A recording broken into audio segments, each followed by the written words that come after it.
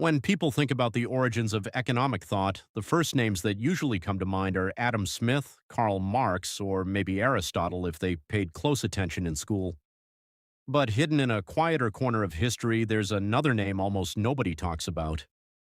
And honestly, when you look at the world we live in today, what this man said nearly 1,000 years ago feels disturbingly familiar.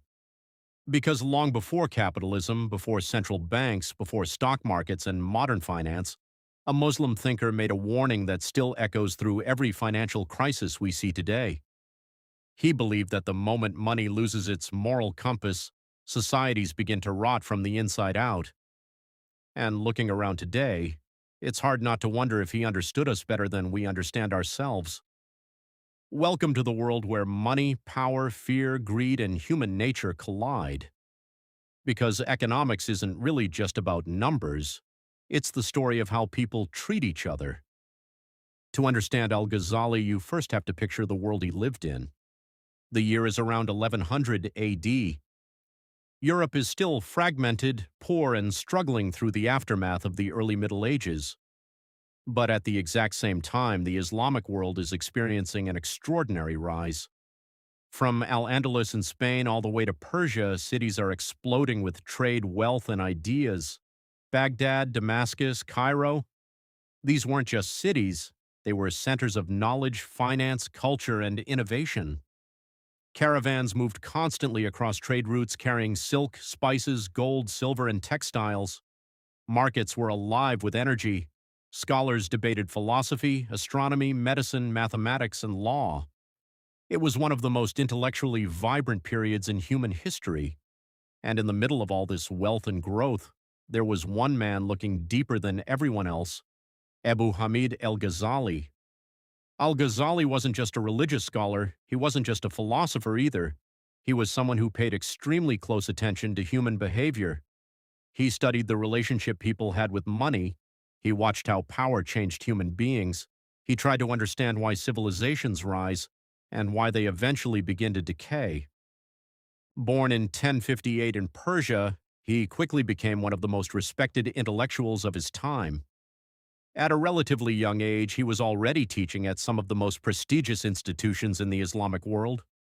People traveled across cities just to hear him speak. But what made him truly interesting wasn't simply his intelligence. It was the fact that he became uncomfortable with things everyone else accepted as normal. Because when Al-Ghazali looked around, he noticed something strange. Cities were becoming richer, but people didn't seem more peaceful. Trade was expanding, but trust was weakening. Wealth was increasing, but morality seemed to be fading. Society looked strong from the outside, yet something underneath felt deeply broken. And that led him to ask a question that still feels painfully relevant today. What happens when a society becomes wealthier faster than it becomes wiser? Even now, almost 1,000 years later, that question hits hard. And this is where Al-Ghazali's economic thinking really begins. What's fascinating is that he approached economics from a far more human perspective than many modern economists do today. He didn't just see money as a tool for exchange. He cared about what money does to people psychologically, how it shapes behavior, how it changes character, how it affects trust between human beings. To Al-Ghazali, money was never supposed to be the ultimate goal. It was only a tool. In fact, he compared money to a mirror. A mirror has no value on its own, he said. Its value comes from what it reflects. Money was the same. Gold and silver themselves were not sacred. What mattered was what money allowed people to do together: trade, cooperate, produce, and build society. And then he introduced one of his most powerful ideas: hoarded money is dead money. Remember, this was around the year 1100. To him, wealth locked away in chests, buried underground, or stored purely as a symbol of status was socially destructive. Because money that doesn't circulate creates nothing. It doesn't create jobs. It doesn't support families. It doesn't strengthen trade. It suffocates economic life. He compared it to stopping the circulation of blood inside a human body. And honestly, when you think about modern economic crises, doesn't that sound incredibly familiar? The money exists, but it isn't moving. People stop spending because they're afraid. Companies stop investing. Wealth becomes concentrated in fewer and fewer hands while the rest of society struggles. What makes Al-Ghazali so interesting is that he wasn't simply saying greed is bad like a moral lecture. He was describing a system. He believed that once wealth stops circulating fairly, society itself slowly begins to decay. And then he went even further. He criticized speculation. Think about modern financial markets for a second. Housing bubbles, market manipulation, people trying to profit purely from price swings instead of creating real value. Al-Ghazali looked at those kinds of behaviors as signs of moral corruption, not intelligence. He especially despised merchants who created artificial scarcity, people who hoarded goods only to sell them later at inflated prices, those who turned human desperation into profit. And then he made another incredibly sharp observation: corruption spreads. Once it begins, it moves through society like a disease, first through markets, then institutions, then governments, until eventually people stop trusting each other altogether. What's amazing is that he was basically describing concepts modern economics would later call moral hazard, trust collapse, and information asymmetry, except he explained them in human language instead of technical jargon.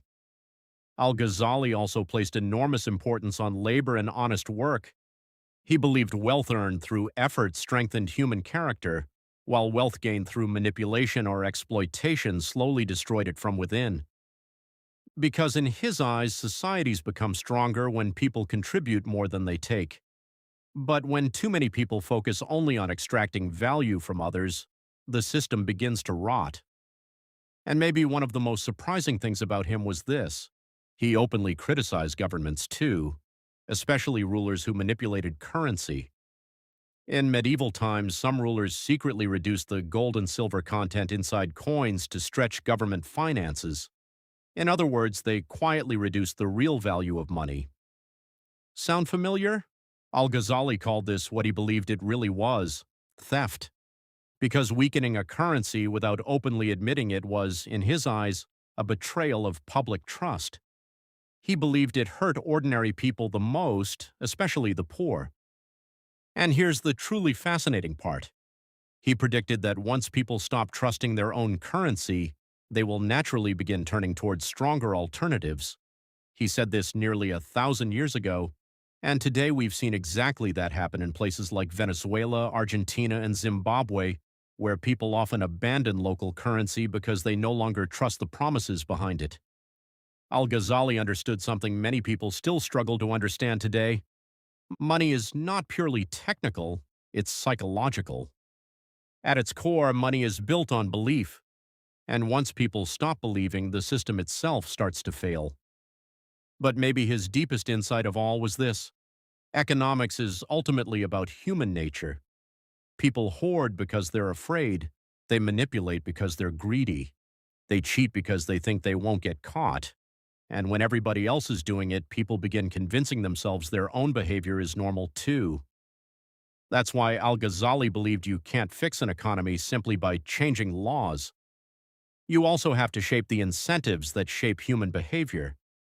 Because when a system rewards dishonesty more than integrity, corruption eventually becomes unavoidable. And honestly, we can still see that everywhere today. Short-term profit often matters more than long-term trust. People focus less on building value and more on exploiting loopholes. Institutions slowly lose credibility, and over time, that changes the spirit of an entire society. Now, to be clear, Al-Ghazali was not against wealth itself. Not at all. He believed honest and productive wealth could be meaningful, even noble. What worried him was wealth disconnected from responsibility, because societies only remain stable when people try to give back more than they take. Without that balance, systems become fragile.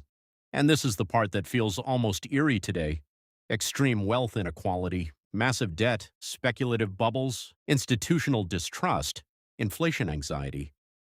All of it sounds like modern versions of the same problems Al-Ghazali warned about centuries ago. Maybe that's what makes his ideas so unsettling. Technology has changed, markets move faster, Finance became global, but human nature hasn't changed nearly as much as we like to believe. Fear is still here. Greed is still here. The hunger for power is still here. And at the center of all his warnings was one simple idea. When justice disappears, prosperity cannot survive for long. Because economies do not survive on numbers alone, they survive on trust. The moment people stop believing a system is fair, the decay has already begun. And that's why Al-Ghazali still matters today. Not because he predicted the future like some kind of prophet, but because he understood people. He understood that money is never just money, it's also a moral test. And once money becomes completely disconnected from ethics, the system may survive for a while, but not forever.